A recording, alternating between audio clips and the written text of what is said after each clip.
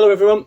So the timing of this midweek video is a bit strange because obviously we still have one fixture of game week 23 left to play on Saturday, and then game week 24 kicks off on Tuesday evening.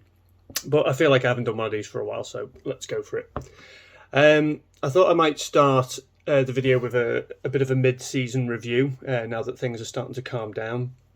So my rank is currently 223k, which is not where I wanted to be at this stage of the season, and I think I can probably summarise why I'm there with 4 reasons.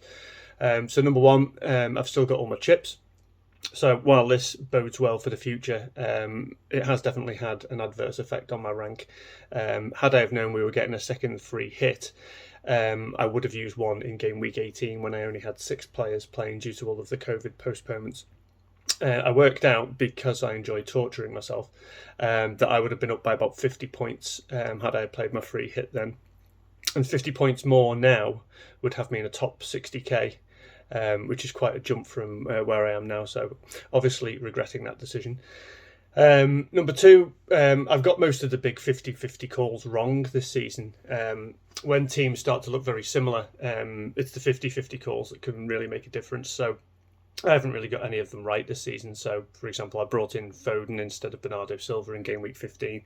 I went for Antonio, captain over Bowen in game week 21. I rolled the free transfer instead of bringing in Bruno for game week 22. So getting these wrong constantly has made a phenomenal difference. I think it's fair to say as well that I've been quite unlucky with the fixture postponements. I know we've all been affected by them, but obviously some more than others. I'd say that on a scale of 1 to 10, if you consider 1 being completely unaffected and 10 being totally crucified, then I'd probably be about an 8 in terms of how I've been affected by the postponements. And 4, finally, I got my timings completely wrong with the Chelsea defence. I brought in Azpilicueta just as he stopped being first choice. I brought in Alonso just as Chilwell took his spot. And I brought in Reece James just as his form dropped through the floor. So that's not helped at all. So there you go. That's where I am. Looking forward, I've still got King and Foster left to play in game week 23. King is my captain. And if Foster doesn't play, then I've got Ramsdale's 8-pointer waiting on the bench. So worst case scenario for me, obviously, is that King doesn't play and Foster starts over Backman but blanks. I think if that happens, I'll probably be on a red arrow. Beyond that, I'm actually pretty happy with how my team is set up fixture-wise, as long as I don't get hit by any injuries or postponements, and I should be able to make some luxury transfers. So I've kept hold of Son as a placeholder for Salah, and I currently have enough money to do the straight swap. But I must say, I'm now considering holding off on the Salah move, and that's because, firstly, Egypt are playing in the AFCON semi-final, which is tomorrow night.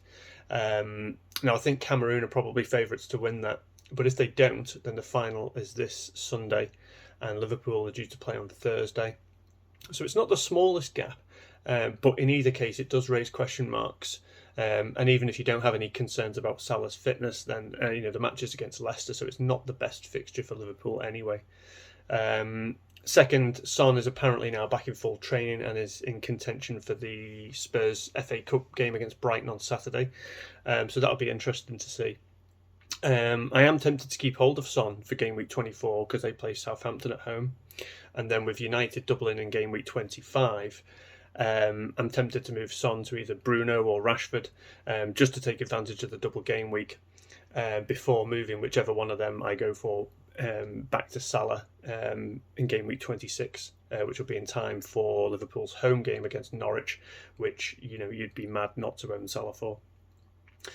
The advantage with this, of course, is that it means I can use my free transfer someone else, and where I'd probably do that is bringing in a Brighton defender, because obviously they also double in game week 25. So that's the plan so far. Let's see if it works out. Take care, everyone.